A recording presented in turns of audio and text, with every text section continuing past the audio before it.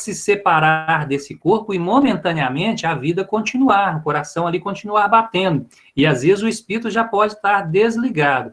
Só que sem o espírito para presidir o funcionamento do corpo ali, logo ele vai entrar em desestruturação e aquele organismo vai de fato morrer, né?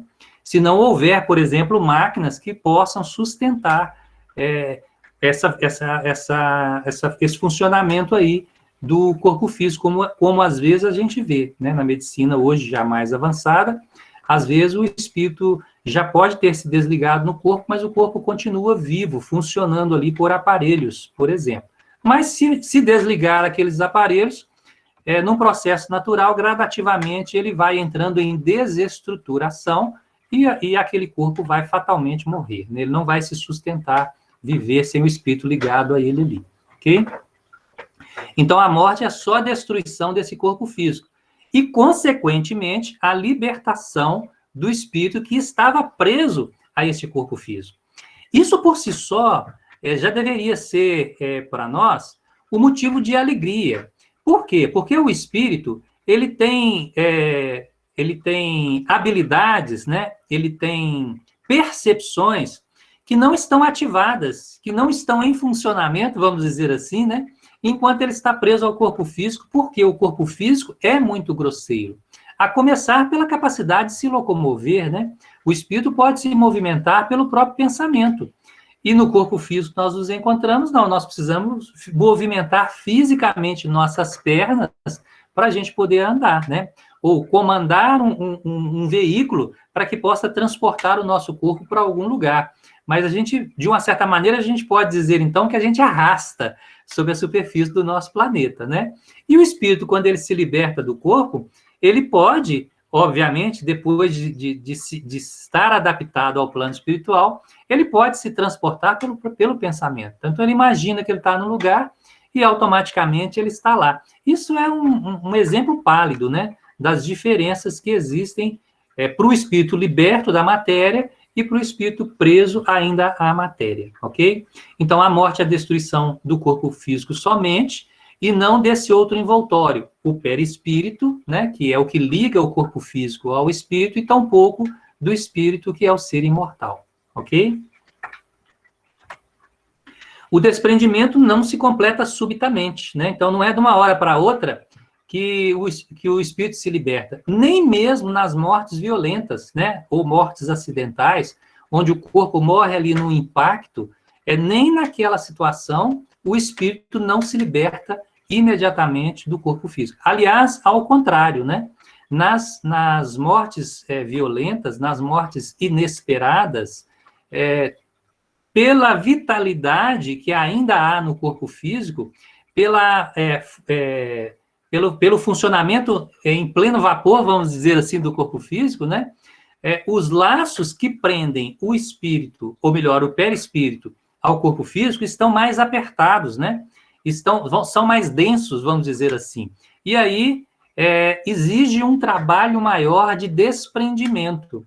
Então, nunca o desprendimento ele é súbito, nunca acontece de uma hora para outra. Como a gente diz, no momento o espírito está encarnado, no momento seguinte, o espírito está desencarnado. Então, é necessário um tempo, e esse tempo vai ser um tempo de transição aí do plano físico para a total integração do espírito no plano espiritual. Ok? Luiz, pergunta. Oi, diga. Eliette pergunta, o espírito, até se adaptar ao plano espiritual, passa por perturbação?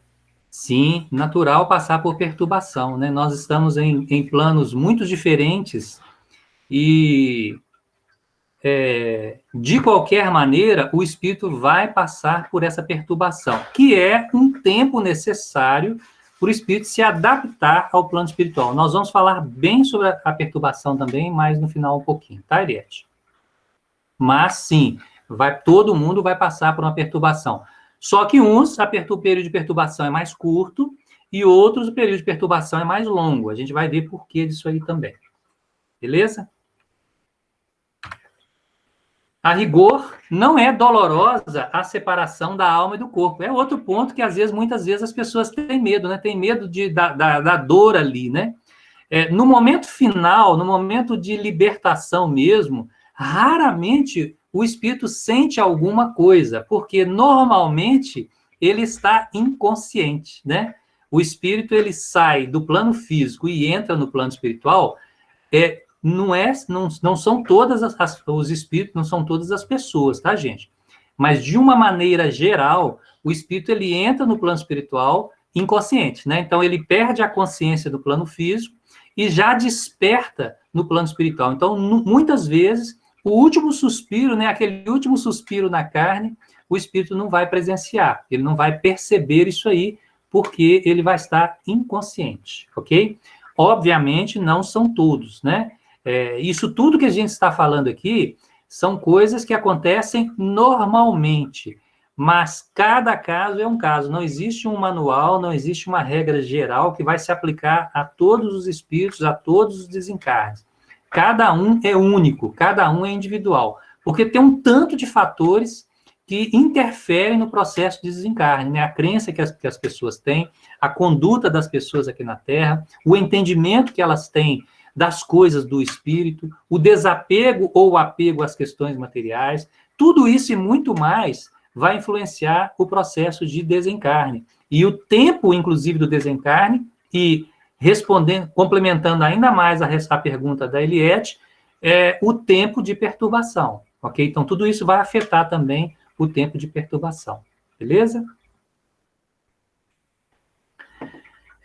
Então, vamos seguir. Na morte natural, pelo esgotamento dos órgãos... Perdão, alguém falou? Sou eu. Diga, Fernando. Só aproveitando aqui, tem a pergunta do Eugênio. Na morte cerebral, quando decidir desligar os aparelhos para doação de órgãos? Pois é, essa aí é uma questão que... Tem outra, Carlos? Oi, Fernandinho? Tem outra também, aqui da Érica. Ah. Você quer que leia? Que às vezes dá para fazer um gancho entre as duas. Pode ir. A Érica diz o seguinte: no caso dessas mortes violentas, antes da encarnação já está previsto esse tipo de morte violenta? No caso, o cordão de prata não vai se desprendendo do corpo, preparando para a separação do espírito do corpo? No caso das mortes violentas, não. A morte violenta, ela pode estar prevista no planejamento encarnatório, ela pode não estar prevista no planejamento encarnatório, no caso, por exemplo, de um suicídio, no caso de uma atitude inconsequente que a pessoa tenha, né? No caso de, por exemplo, às vezes um esporte radical que a pessoa está praticando, ela sabe que aquilo ali é arriscado, ela não toma as devidas precauções e ocorre um acidente, ela desencarna. Às vezes, esse desencarne dessa forma não estava previsto para ser daquela maneira, embora existisse a possibilidade daquilo acontecer, tá certo? Mas não é que tinha que ser daquela forma ali. Então, no caso das mortes violentas, né, como a gente já falou, como o organismo está em pleno vapor, em pleno funcionamento, com todas as suas faculdades, os fluidos estão em grande intensidade, né? Então, o desligamento do fluido perispiritual é mais difícil, né? Então, leva-se um tempo para que isso aí ocorra. E no caso dos suicídios, que é um caso à parte, é mais complicado ainda um pouquinho esse processo aí, né?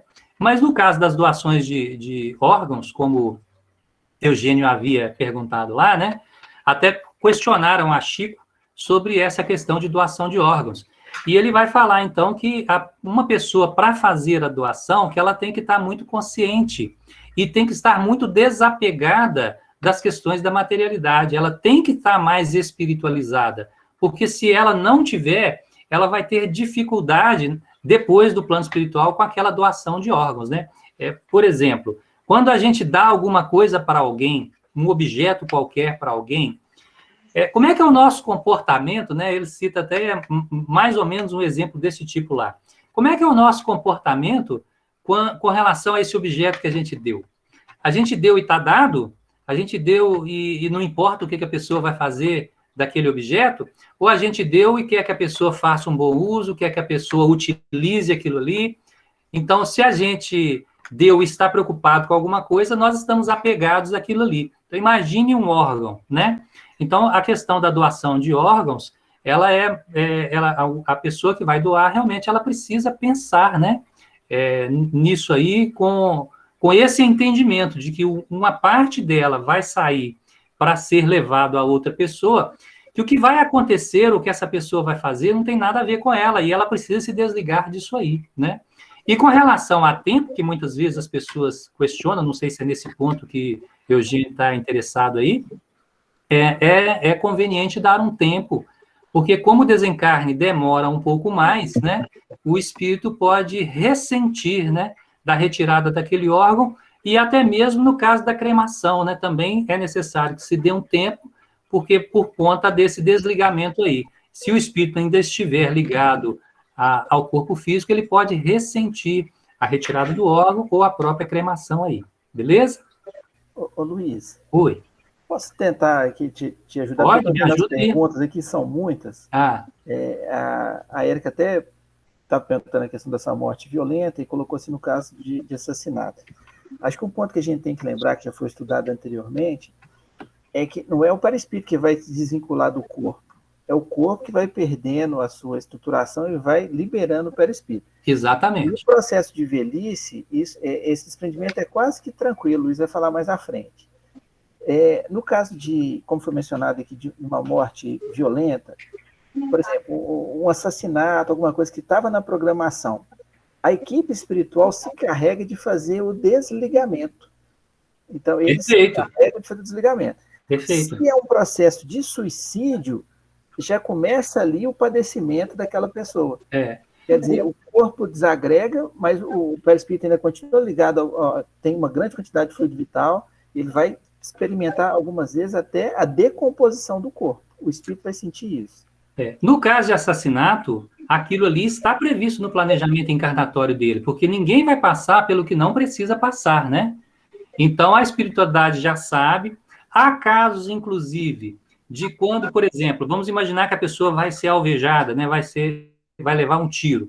Há casos que, às vezes, o espírito é desligado, ou melhor, ele entra num estado de inconsciência, às vezes antes da bala atingi-lo, quando ele não precisa passar por aquela experiência, mas está planejado aquilo no processo encarnatório dele. Então, diferentemente do suicida, no caso de assassinato, gente, com toda certeza, isso está no planejamento espiritual. Não isenta a responsabilidade do assassino, não diminui a responsabilidade do assassino, mas aquele que sofreu, não sofreu aquilo de forma casual. Não existe balas perdidas, né? Como muitos dizem aí. Ela sempre tem um endereço certo, ok? É responsabilidade de quem deferiu o tiro, mas quem sofreu precisava passar por aquela situação, estava realmente no planejamento dela. E é tão interessante que tem vários relatos, várias obras, que alguns espíritos, nessa programação, diante dos méritos que tem, muitas vezes eles são retirados antes daquilo acontecer, acidente aéreo, isso, né? Acidentes automobilísticos, né? Às vezes o espírito ele entra num estado de inconsciência e às vezes até por isso o acidente ocorre. E ele não vai sentir nada, ele não vai perceber nada, porque no planejamento encarnatório dele, ou melhor, pelos méritos que ele tem, ele não precisa passar por aquela situação, mas aquele acidente precisava acontecer. Aí, neste caso, né? Claro que tem os acidentes por conta de negligência, que aí já é uma outra história, né? De responsabilidade, aí já é uma outra história. Ô Luiz, aqui tem Eliette com 2 perguntas. Sim. Na verdade, são 3 aqui. O desprendimento do perispírito acontece gradualmente, muito variável conforme os indivíduos. Aí ela fala, na orientação de Chico, com relação à doação, é de 72 horas após o desencarne. Eu acho que isso aí é referente à cremação. A cremação, exatamente. Ele fala esse tempo referente à cremação. Isso. E a primeira dela é falando do desprendimento do perispírito, acontece gradualmente e é muito variável conforme os indivíduos? É muito variável. O desprendimento é gradativo e é muito variável. Depende realmente. Então, tem pessoas que vão desencarnar com poucas horas e outras vezes vão gastar muitas horas, né? No processo de desencarne. Não estou falando do processo de perturbação que a gente vai falar mais à frente, tá? O próprio desencarne. Então, há pessoas que vão ser muito rápido, mas há pessoas que vão necessitar de um tempo maior. Então, isso depende de como viveu, depende do gênero da morte, depende da condição em que ele está naquele momento do trespasse, né? Então, tudo isso vai influenciar aumentando ou diminuindo o tempo necessário para que o desencarne aconteça, ok? Por quê, gente? Porque tem que haver o desligamento de tudo que está amarrado, que está associado, ligando o corpo físico ao perispírito. Então, é necessário esse tempo, né? E se o espírito tem dificuldades ligados, por exemplo, à materialidade, fica mais difícil para a espiritualidade poder fazer esse desligamento, tá certo? Então, esse tempo vai se prolongar aí um pouquinho mais, tá? Ô, Luiz, Oi. Luiz, é Marília falando no microfone. Diga, Marília. É só um comentário em relação à morte cerebral. Sim. Que aí o pessoal tem ideia que aí você vai desligar o aparelho e a pessoa já vai ali, muitas vezes, perder toda a vitalidade e realmente caminhar para o processo de morte. Muitas vezes aquilo ainda dura algumas horas. E aí a questão da doação de órgãos, eles mantêm aquele organismo funcionando para dar tempo de fazer a retirada dos órgãos. Beleza. Se você desligar da tomada, vai parar tudo de uma vez. O coração está batendo, o sangue está circulando, mas o cérebro não está funcionando mais. Se você desconectar do aparelho, tirar as medicações, daí a algumas horas o corpo vai perder o seu funcionamento. Sim, mas não é instantâneo. Não é instantâneo. Perfeito. Então, tem essa questão também. Aí, eles mantêm um tempo, quando há doação de órgãos, aqueles medicamentos e o aparelho respirador e tudo, para poder você fazer a retirada. Quando a família não concorda, muitas vezes aquilo não é interrompido. Você não vai fazer novas medidas, você não vai fazer ressuscitação daquele corpo, você não vai colocar novos antibióticos, porque você sabe que aquele cérebro ali já não está funcionando mais. E não vai aproveitar os Não vai aproveitar nada que você fizer em relação ao corpo. É só porque existe muita dúvida aí, muito desconhecimento, talvez, em relação a como que isso se dá. E esses conhecimentos ligados aí à medicina, realmente a gente não tem. O pessoal da área médica que pode nos ajudar aí, isso. Né? E hoje em dia, a pessoa, para poder fazer a doação, a família tem que estar ciente e ela tem que concordar, mesmo que você tenha declarado que você quer fazer a doação. Isso eu não sabia, inclusive. Não adianta você ter registrado no papel, a família não concorda. Se ela não concordar, eles não vão retirar os órgãos. É por isso que eles falam que tem que manifestar essa vontade aos familiares, né? Exatamente. Convencê-los de que é aquilo que você quer e depois facilitar. Exatamente. Isso mesmo. Então, só para esclarecer isso aí. Obrigada. Viu? Nada. Obrigado a você. Então, na morte natural, gente, pelos esgotamentos do órgão, o processo vai se dando, o desligamento é mais rápido, né? Por quê? Porque o organismo já vem perdendo a vitalidade ao longo do tempo, né? Isso com o envelhecimento ou um processo de doença mais alongado, né? O organismo vai perdendo a vitalidade. A gente vai vendo que a pessoa ali vai definhando, né? Ela vai acabando devagarzinho, né? Assim. E aí o processo, chega num determinado momento que o organismo não consegue mais manter a vida. Então, rompe-se ali o laço final que prende o espírito ao corpo e o espírito vai realmente se libertar, vai seguir adiante, né? Diferentemente, na morte repentina e violenta, como a vitalidade está ali a plena carga, né? O processo de desligamento é muito mais rápido. E também existe um outro fator aí, né? No envelhecimento, ou no caso de uma doença de longo curso, a pessoa ela vai percebendo que o desencarne está se aproximando, diferente daquele que tem uma morte repentina, uma morte súbita, né? Ele para o espírito, ele não vai desencarnar. Então, imagine, alguém que tem um infarto fulminante, alguém que sofra um acidente ali, que morra ali naquele momento, que o organismo morre ali naquele momento. Como é que esse espírito vai lidar com essa situação do desencarne ali, se ele não se preparou para aquilo ali? Porque na morte da velhice, né, pela velhice, pelo envelhecimento natural do corpo, ou por uma doença de longo curso, queira ou não, passa, mesmo que o espírito não queira pensar sobre isso, mas passa na mente dele, né, essa possibilidade dele desencarnar. E ele está vendo que ela vai perdendo as forças, que vai ficando debilitado. É natural que ele pense que o tempo dele está acabando. E, de uma certa maneira, ele está se preparando para o desencarne, né? Mas, no caso das mortes súbitas, isso aí é realmente mais difícil. Então, se não for alguém que já viva uma vida mais desmaterializado, realmente ele vai ter muito mais dificuldade na morte súbita ou violenta. Ressalvando aí, conforme o Fernando já trouxe, inclusive, aí para a gente, a questão do merecimento, né? Onde o espírito, tendo merecimento, ele passa por aquela situação, porque era necessário que ele passasse por ela, mas não precisando sofrer as dificuldades daquela situação, ele pode entrar num estado de inconsciência e não perceber o que está acontecendo, até que tudo aquilo passe e ele possa retomar a consciência já liberto no plano espiritual.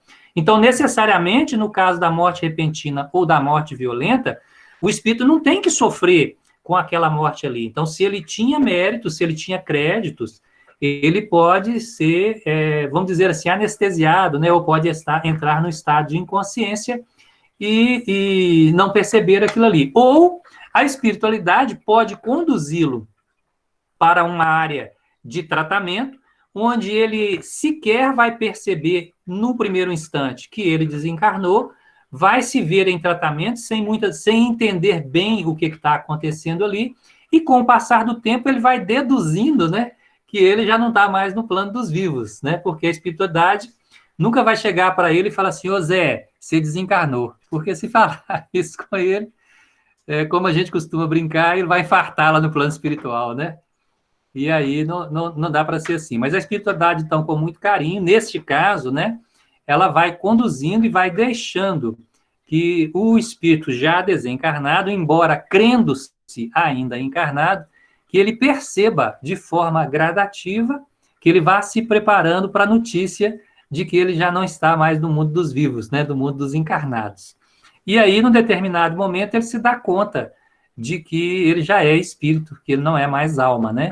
E aí, esse processo já foi um processo aí, por si só, de preparação, ok?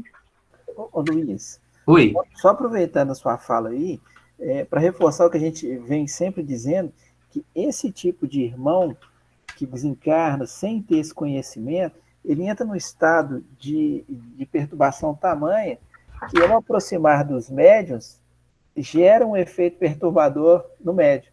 O mal-estar, a dor, muitas vezes experimenta até o mal que o sujeito tem. Ele infartou, desencarnou por infarto. Aí o médium sente uma dor no peito, assim por diante. Por causa dessa... Ou sente falta de ar, ou sente um mal-estar intenso. Tudo isso dependendo do estado como o espírito está do lado de lá, né? E a reunião vai ajudar, inclusive, no processo de esclarecimento desse espírito, para ele poder ser socorrido e encaminhar. Com certeza. Tem pergunta aqui, Luiz. Então vai. Do Eugênio. Na infância, os laços entre o plano espiritual e o físico são mais frouxos, havendo um contato entre ambos. Na velhice, quando o desencarne está próximo, isso também acontece? Acontece. É muito comum, né? Inclusive, assim, quando meu pai faleceu, eu tinha 12 anos de idade, era 12 anos no meu tempo, era criança, né? Hoje é adolescente, acho que nem pré-adolescente mais, né? Mas, enfim, na minha família conta-se muito a história. Meu pai, ele tinha um respeito muito grande pelos pais dele, então ele sempre tomava a bênção aos pais, né? E muitas vezes no quarto, ele internado, as pessoas diziam que ele tomava a bênção ao pai, à mãe, né?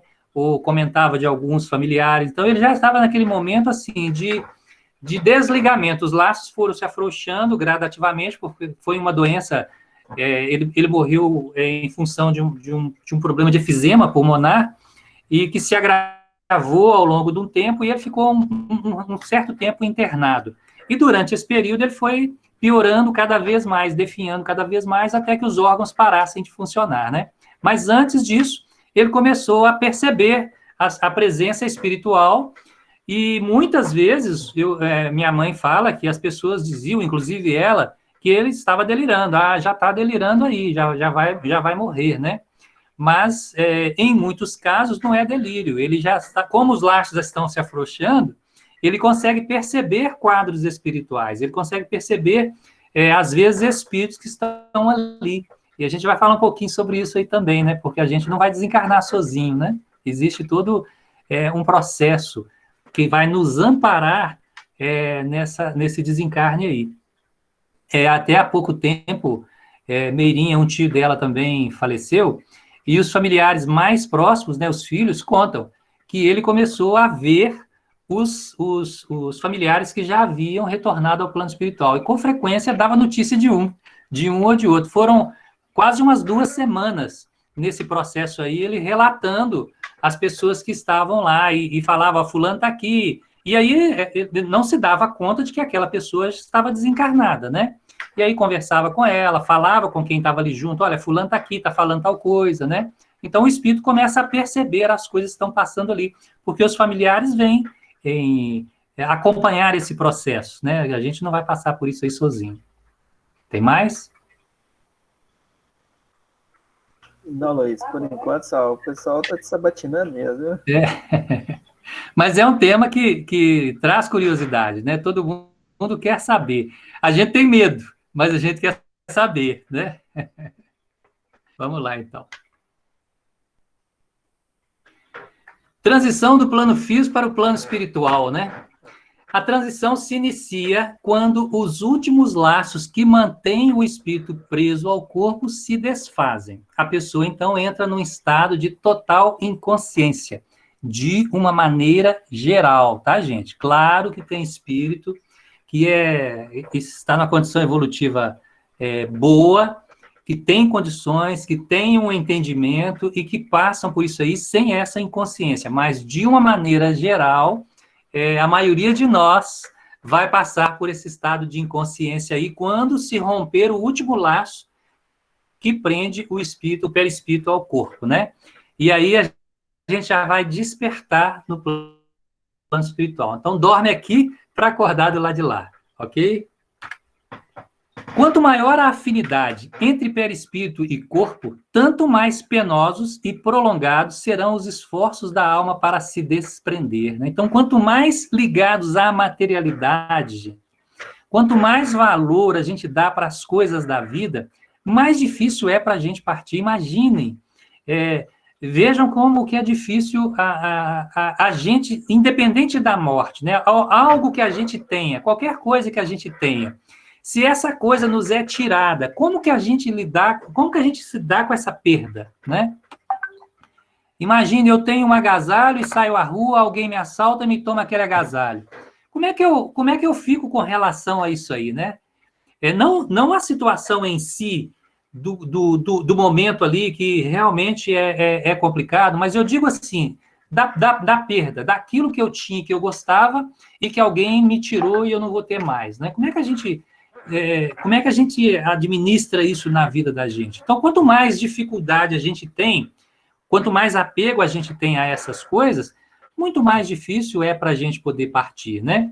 E não são só a coisas, objetos, né? Mas a pessoas. Por exemplo, às vezes a gente ouve muitos pais falarem, eu faço tudo pelos meus filhos. Claro que todo pai faz tudo pelos filhos. Mas muitas vezes o que tem por trás daquela fala é um apego muito grande de posse, né?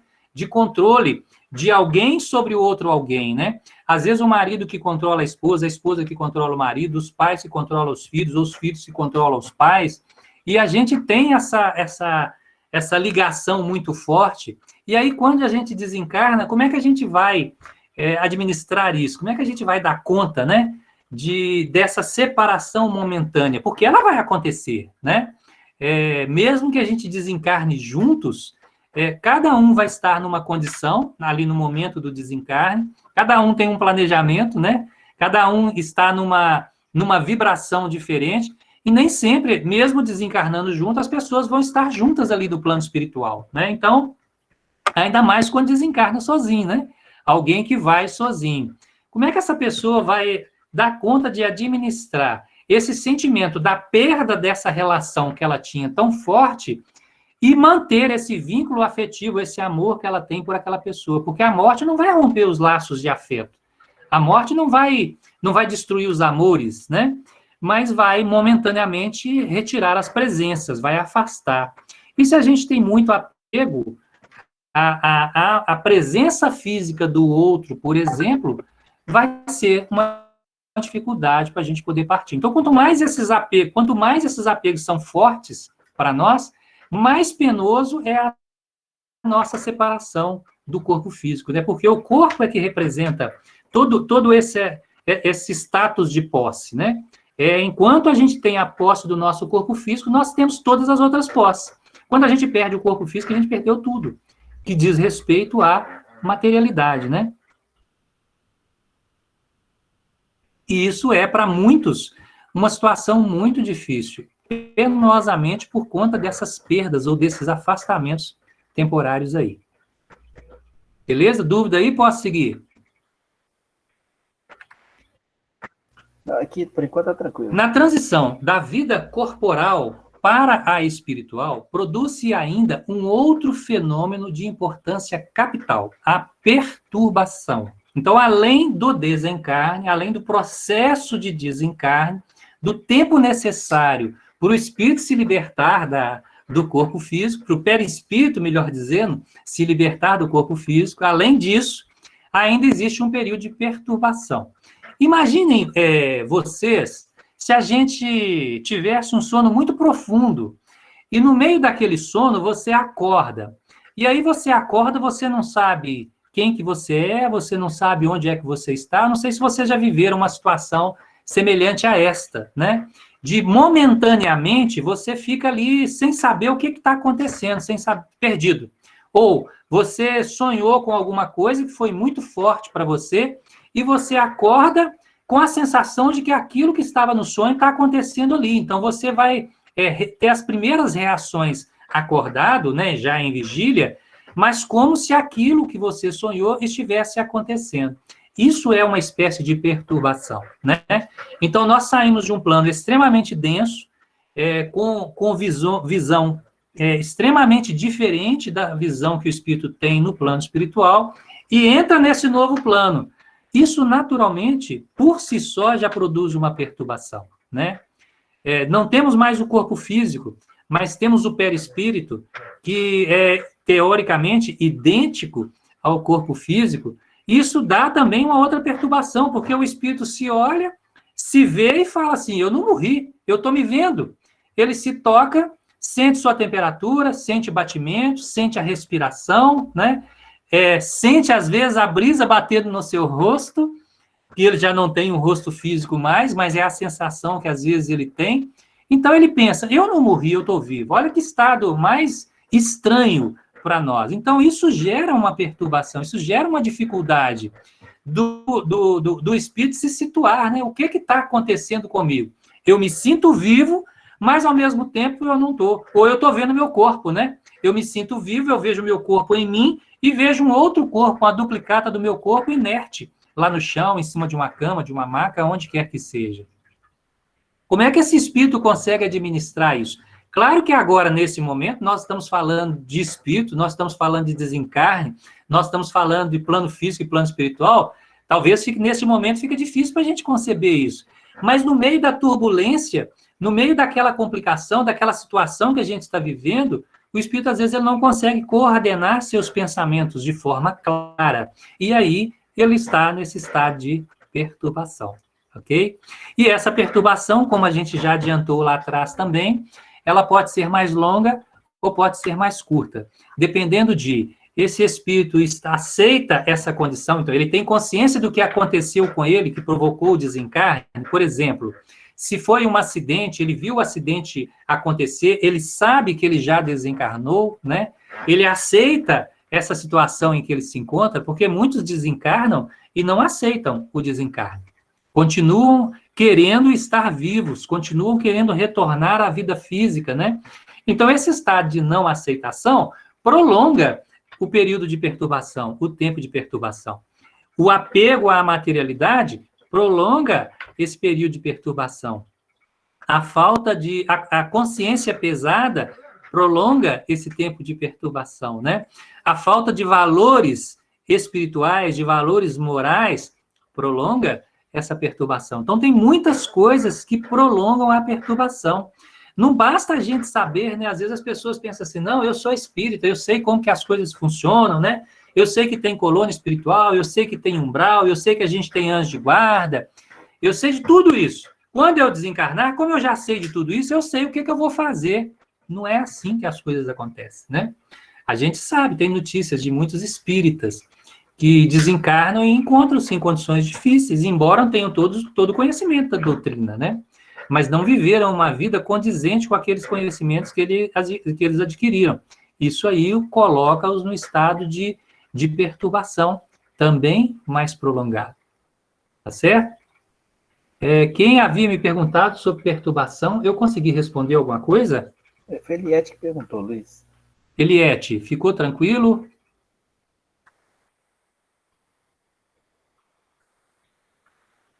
Deve ter ficado, né?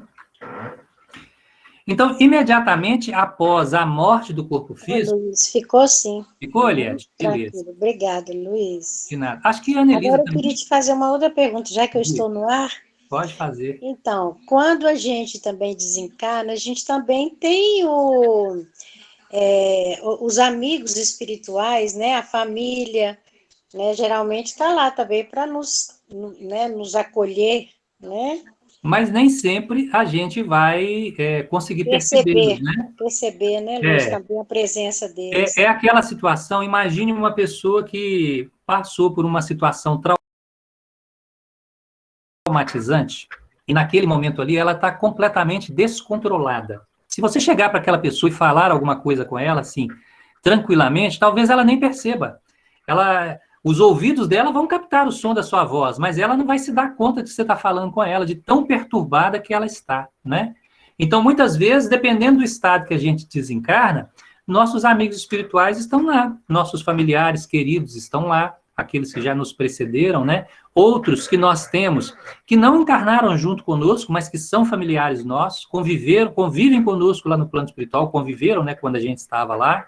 Então, tem ligações afetivas conosco, eles todos vêm dentro da possibilidade deles, dentro da permissão divina, todos eles vêm nos auxiliar nesse processo de desencarne. A gente nunca desencarna sozinho, né? Mas nem sempre a gente vai conseguir perceber a presença deles, né? E um exemplo disso aí a gente vai encontrar numa obra que a gente sempre cita, que é o Nosso Lar, de André Luiz. André Luiz desencarna numa cirurgia, numa mesa de cirurgia, sendo assistido pelo ministro Clarencio e pela mãe dele, e ele não consegue percebê-los, né? Estava num processo ali de perturbação tão grande que ele não consegue, em função da sua baixa vibração, perceber a presença dessas duas entidades espirituais, né? E é necessário quase 8 anos de sofrimento no umbral até que ele se disponha a mudar a sua vibração para que ele possa perceber a presença desses amigos, que durante todo esse período o acompanharam. Então, vejam, ele não percebeu, quando ele desencarnou, a presença da sua mãe e do ministro Clarencio, além de outros que deveriam estar lá, mas no livro só citou a presença dos dois, né? Da mãe como a mãe, e do ministro Clarencio como uma entidade venerável responsável ali por aquele grupo que ali se encontrava. Então, eles estavam ali, André Luiz não percebe a presença deles, vibratoriamente é atraído para uma região umbralina, né, uma região de sofrimento semelhante à vibração dele, então ele é atraído porque ele vibra igual àquela área para onde ele foi atraído, e lá, frequentemente, ele era visitado, amparado, assistido pela mãe, pelo Clarencio, e com toda certeza por outros espíritos benfeitores que transitam nessas regiões de dor e de sofrimento, procurando espíritos que já se dispõem a mudar a sua vibração, o seu sentimento, e aqueles que já se dispõem, eles estão ali para socorrer, né? Mas foram quase 8 anos, André Luiz vivendo essa situação aí, porque ele não se dispôs a mudar, ele não acordou. Quando eu digo não se dispôs a mudar, não é porque ele falou, eu não quero, não é isso. É porque na perturbação ele não se deu conta, ele não sabia como sair daquilo, ele não tinha ideia de como sair daquele processo em que ele se encontrava.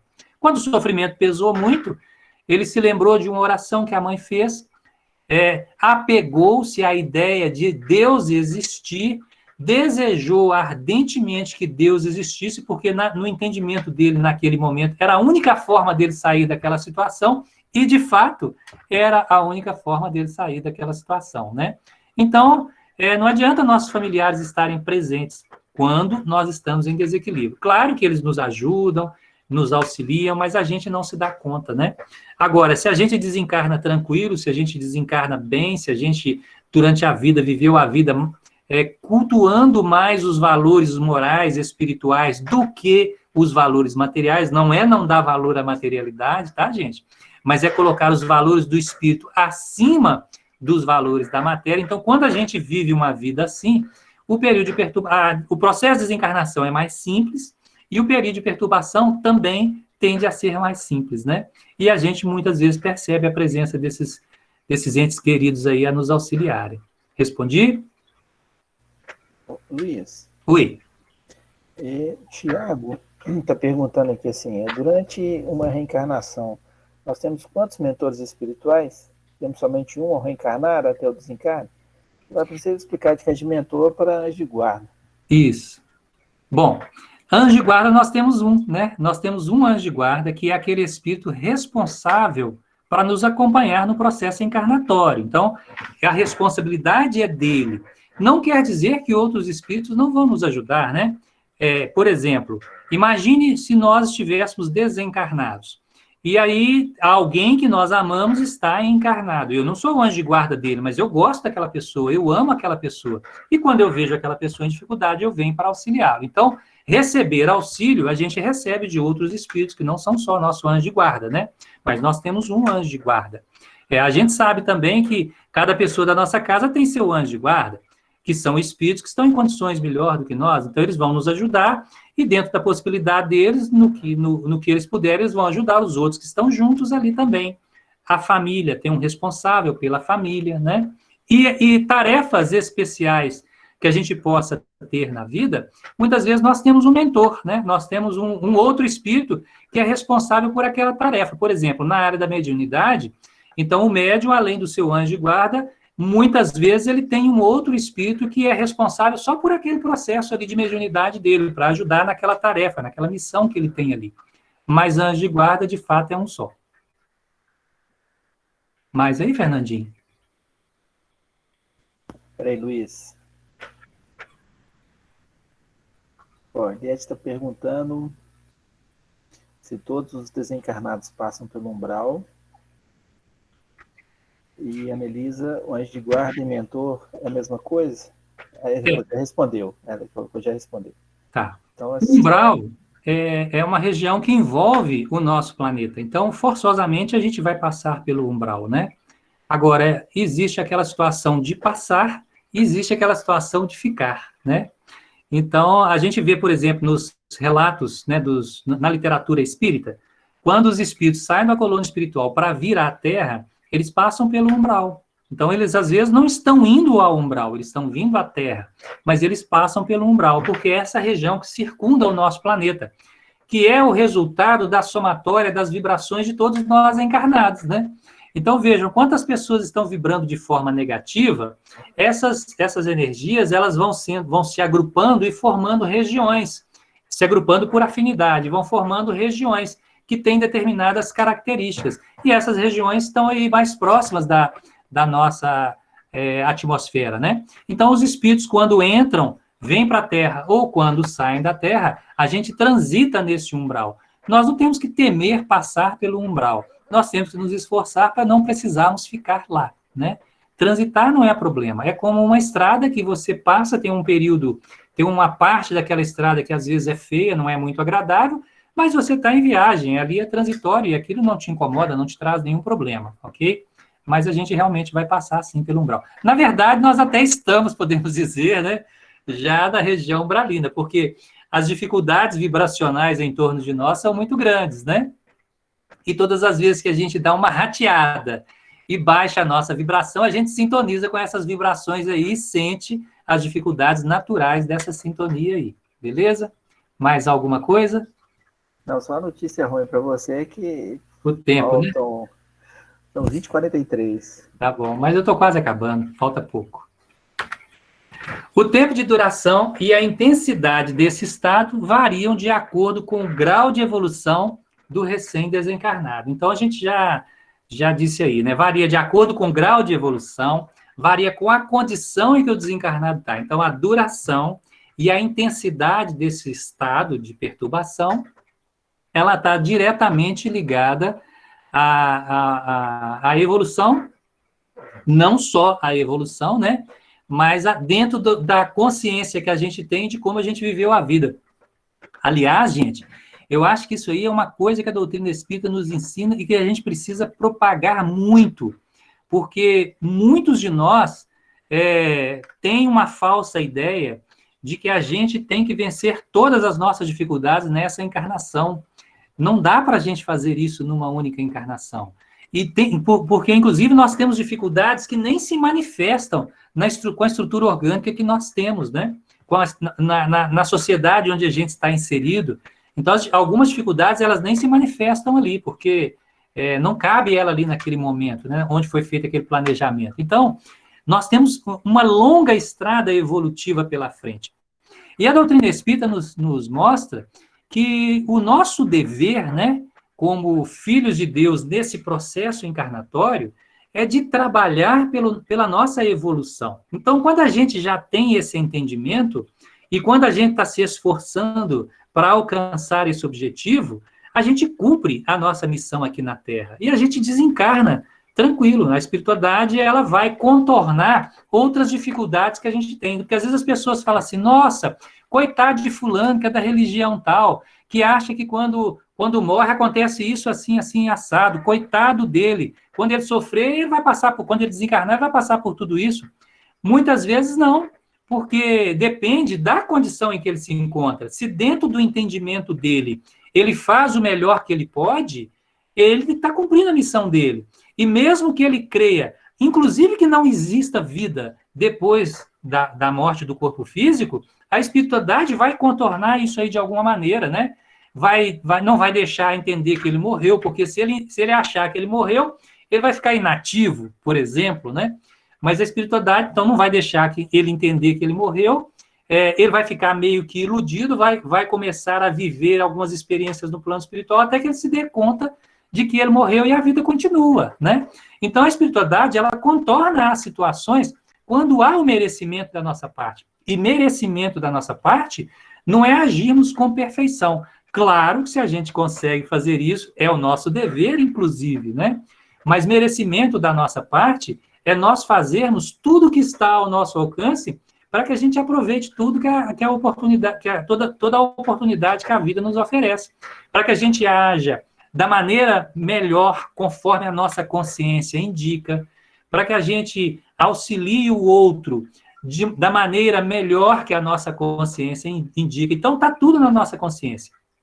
Se eu, então, tenho consciência das leis de Deus de uma forma bem pequenininha, então eu sou um espírito ainda bem inferior, mas dentro dessa consciência que eu tenho, eu estou fazendo o melhor que eu posso, a espiritualidade, ela contorna todos os obstáculos e me socorre quando eu desencarnar. Agora, se eu sou um espírito maravilhoso, se eu sou um espírito que faça um tanto de coisa, mas nessa encarnação estou dando derrapada atrás de derrapada, estou pisando na bola atrás de pisada na bola, apesar do entendimento que eu já tenho, do que eu já desenvolvi, é claro que quando eu desencarnar, eu sou muito mais evoluído do que aquele outro espírito. Mas é claro que quando eu desencarnar, eu vou passar por sérias dificuldades, porque eu estou muito aquém do que de fato eu posso fazer, né? Então, vejam, eu não tenho eu não tenho que fazer, por exemplo, o que Chico fez, o que Divaldo faz, ou um outro grande vulto da humanidade faz. O que eu tenho que fazer é o que Luiz Fernando tem condições efetivamente de fazer. Se eu estou me esforçando para isso, está tudo certo. Isso eu acho que é uma grande maravilha, um grande consolo que a doutrina espírita nos oferta, né? E nós vamos ver mais ou menos isso lá no capítulo 17 do Evangelho segundo o Espiritismo, Sede Perfeitos. Depois dê uma olhadinha lá para a gente poder ver, para poder entender melhor isso aí, né? Fernando, tem mais perguntas? Eu posso seguir para o próximo? Não, pode seguir. Mecanismo da desencarnação. É a última parte que a gente vai abordar, né? Os espíritos nos relatam algumas características inerentes ao processo desencarnatório que nos leva a supor que existe um certo padrão no processo de desligamento do perispírito do corpo físico. Analisemos algumas delas, né? Então, vejam bem, isso aqui de uma forma geral, é que essas coisas acontecem. De novo, não é regra é pau, pedra é pedra, tá? Não quer dizer que vai acontecer com todas as pessoas, mas, de uma maneira geral, acontece assim. Para desencarnarmos, Eliette já antecipou aí, né? Nós temos a presença de espíritos. Então, nossos espíritos familiares vêm acompanhar o nosso processo de desencarne. Se a gente conduziu bem a nossa vida, se a gente agiu da melhor maneira que a gente poderia agir na nossa vida, no plano espiritual, gente, tem uma festa preparada para nós, né? Os espíritos ficam em festa, principalmente aqueles familiares, aqueles que nos amam, ficam aguardando a nossa chegada para nos receber como vencedores, né? Da mesma forma, se a gente não aproveitou bem as oportunidades, se a gente ficou aquém do que a gente poderia fazer, eles também vêm a receber, mas pesarosos, né? Porque a gente não conseguiu cumprir a nossa missão, mas não nos desamparam, não nos deixam sozinhos, né? Além dos familiares, tem também os espíritos que são responsáveis pelo processo de desencarne, né? Então, há espíritos especialistas que vão trabalhar o nosso desencarne. Então, a gente não desencarna sozinho. Quer dizer, o meu corpo começa a falhar e os laços começam a se desprender sozinhos? Não, a espiritualidade, ela tem engenheiros, ela tem técnicos, tem especialistas, né? No processo de desencarne, e todas as pessoas, 100% das pessoas, ao desencarnar, são assistidas por esses técnicos, por esses especialistas. Então, são eles que vão fazer esse processo de desencarne para nós. À exceção de espíritos de uma certa grandeza espiritual, que aí já tem condições deles próprios fazerem esse desligamento. Mas como se diz, contar nos dedos aí, tá, gente? Nós mesmo, do terra a terra, precisamos muito do apoio dos amigos espirituais, né, desses especialistas, para realmente nos ajudar nesse processo de desencarne aí. Porque a gente não consegue fazer isso aí sozinho, tá? Então, nós temos presença espiritual, nós temos especialistas, e, eventualmente, nós temos espíritos desequilibrados, espíritos inferiores, também que podem nos acompanhar ali naquele processo, dependendo de como a gente conduziu a vida da gente. Então, muitas vezes, quem está nos esperando para nos recolher no plano espiritual não são os familiares, né? São aqueles espíritos, nem nosso anjo de guarda, são aqueles espíritos que a gente se afinizou, às vezes no crime, às vezes nas ações equivocadas, nos interesses pessoais, no abuso do poder, né? E de outras situações de valores materiais, né? E não de valores do espírito. Então, muitas vezes, esses companheiros inferiores estão lá nos aguardando. Quando a gente tem mérito, mesmo que eles queiram participar, a espiritualidade vai interferir, não vai deixar. Tá certo? E é comum, né, aos espíritos fazerem uma espécie de inventário, né, uma visão panorâmica e retrospectiva da existência corporal, né? Então, quando passa aquele período de perturbação, depois daquele período de perturbação, é muito comum, ou finalizando aquele período, é muito comum que o espírito relembre de detalhes da sua encarnação. Gente, coisas que a gente pensa que está perdido, que estão esquecidas, né? Não estão registradas no nosso corpo espiritual, no nosso perispírito. E nós, espíritos, podemos ter acesso a detalhes que até então para nós já não existem mais, né? Enquanto nós estamos aqui nesse mundo de consciência, né? Que para nós não existe mais, mas eles estão registrados lá. E aí, a gente é capaz de reavaliar as coisas que nós fizemos de uma outra ótica, de uma outra perspectiva, né? Observando pontos que naquele momento que nós vivenciamos, a gente não conseguiu observar. Então, às vezes, uma atitude que eu tive e que eu fico pensando assim, gente, mas por que eu tive aquela atitude? Lá na frente, na hora de fazer essa retrospectiva, a gente consegue identificar a causa, né? Por que eu agi daquela forma, ou por que eu deixei de agir da forma como eu achei que deveria ser. Enfim, a gente vai passar aí como se fosse um vídeo, um filme da nossa vida, para a gente poder fazer uma avaliação de como que a gente conduziu esse processo aí, né? Por isso que ninguém melhor do que nós mesmos para nos julgarmos, porque a gente vai ver as condições que a gente tinha e o que a gente de fato fez, né? diante daquelas situações, daquelas circunstâncias, daquela condição em que a gente se encontrava lá, né? Então, é muito comum os espíritos fazerem essa retrospectiva. Quando a gente sai dessa retrospectiva com saldo positivo, fica tudo tranquilo para nós, né? Mas quando a gente não sai, aí a perturbação é que entra num processo complicado, né? Às vezes, já desenvolvendo aí um sentimento de culpa por erros que a gente considera grave, que a gente cometeu lá atrás. Às vezes, coisas que a gente fez e que ao longo da vida não nos incomodou, não nos perturbou, porque a gente maquiou o nosso pensamento, a gente desviou o nosso pensamento. Quando retornamos à pátria espiritual, fazendo essa retrospectiva, forçosamente a gente vai ter que avaliar. Então, não adianta a gente ter fugido, né, ao longo da vida dessa avaliação, que nós vamos ter que fazer isso do lado de lá. E aí, se erramos mesmo, se pisamos na bola, né, muitas vezes vamos desenvolver aí um sentimento de culpa que vai atravancar a nossa evolução por um certo tempo, né, que também vai ser proporcional aí à gravidade da situação aí. Mais alguma pergunta aí, Fernandinho? Tem uma pergunta aqui, mas eu vou só aproveitar. Sim. Eu coloquei aqui no chat Sim. Uma sugestão, que é o livro Na Próxima Dimensão, psicografia do Bacelli, aonde o Inácio Ferreira relata assim, de forma maravilhosa o desencarne de Chico Xavier. E, então, eu recomendo, quem não leu, leia, porque assim, é lindíssimo e esclarece muito bem o que você está dizendo. Vai mostrar o desencarne do Chico. Isso. E lá de outros que estão presentes, assim, perturbados, sem entender a movimentação. A Annelise está perguntando aqui o seguinte: os familiares que nos recebem sempre são mais evoluídos? Eles não precisam mais reencarnar? Não, nem sempre, né? Nem sempre. Os laços de afeto, gente, eles são muito fortes do plano espiritual, né? E nós ainda temos uma longa estrada reencarnatória, né? Nós temos que reencarnar muitas vezes ainda. É possível que exista familiares nossos que... E aí, quando eu digo familiares, esquece consanguinidade, tá? Não é de consanguinidade que nós estamos falando. Nós estamos falando de vínculo afetivo, né? Então, alguém que a gente tem um afeto muito grande por ele, que a gente gosta muito dele, e ele não tem laço consanguíneo com a gente, muitas vezes é um familiar nosso, né? Porque os laços verdadeiros são os laços do espírito, não são os laços da carne.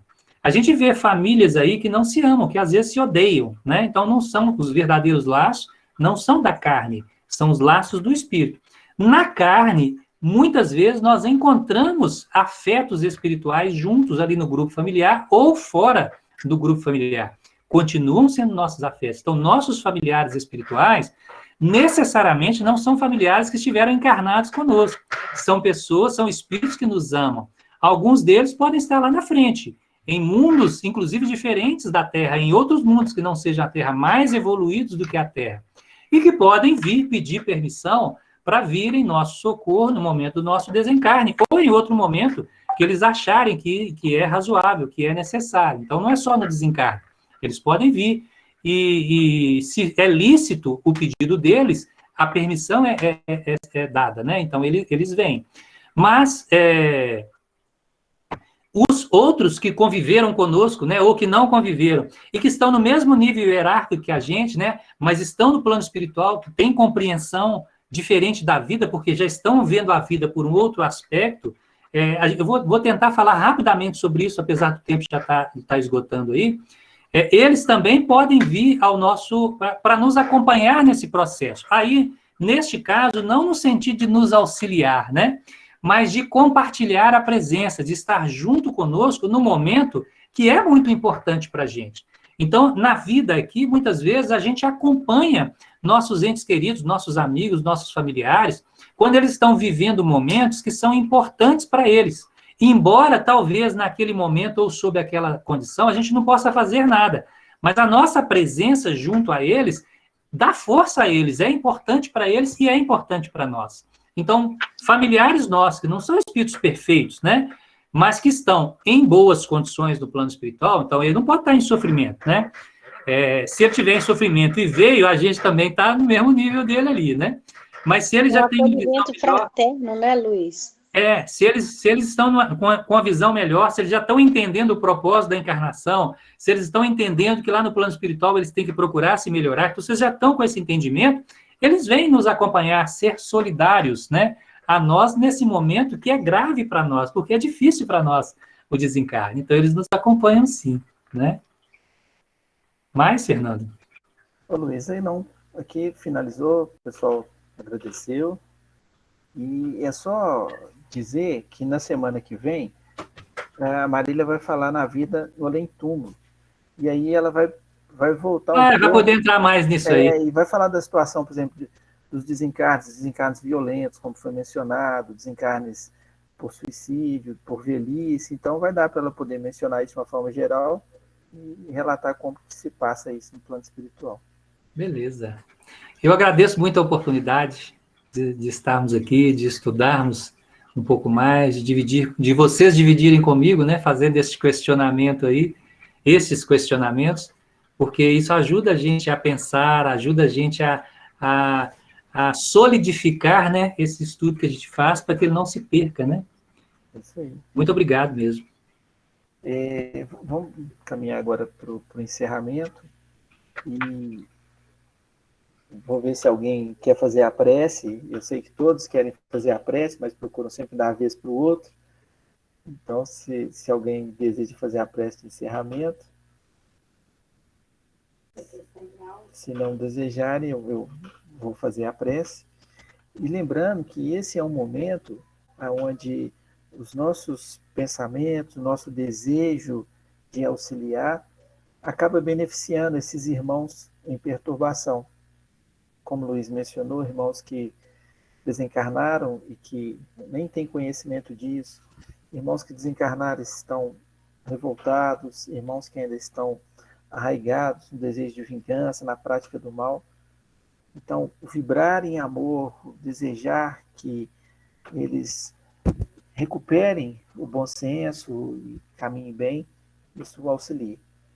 Então, vamos levar o pensamento ao Mestre Jesus, que é a nossa referência nesse planeta, pedindo a Ele, Jesus, irmão, benfeitor e amigo, nesse instante que finalizamos os estudos de hoje, agradecemos-te por toda assistência, por todo auxílio, por toda luz que derramaste sobre todos nós.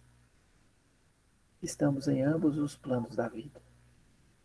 Pedimos, Mestre, que envolva os nossos companheiros em sofrimento, aqueles que desencarnaram de forma abrupta, violenta, aqueles, Senhor, que foram os instrumentos. Pedimos também por aqueles que se encontram na luta do plano físico, buscando permanecer aqui por mais tempo, não pelo apego às coisas materiais, mas pela certeza de que podem fazer mais, em benefício próprio, em benefício do semelhante. Ajudai-o, Senhor. Ajudai aqueles que passam por provas, aqueles que estão espiando nos hospitais, aqueles que espiam nos manicômios, nos leprosários, na dificuldade, na falta de emprego, de oportunidades. Sê para todos, Senhor, a esperança, a luz, o encorajamento. E que possamos, a todo instante, lembrar da vossa bondade, da bondade do nosso Pai, e desta forma buscarmos assistir àqueles que sofrem e caminham junto a nós. Rogamos por aqueles que não puderam participar do estudo de hoje, a fim de que recebam onde estiverem toda assistência e todo auxílio. Pedimos também pelos nossos entes queridos que já se encontram no plano espiritual, que possam todos ser envolvidos com um abraço fraterno e com um desejo sincero de que melhorem cada vez mais, porque estamos na caminhada, nos preparando para um dia retornarmos para a verdadeira pátria, que é a espiritual. Em vosso nome, Jesus, a reunião foi aberta. E agora, da mesma forma, em vosso santo nome, encerramos os trabalhos de hoje. Se conosco, agora e sempre, e assim seja.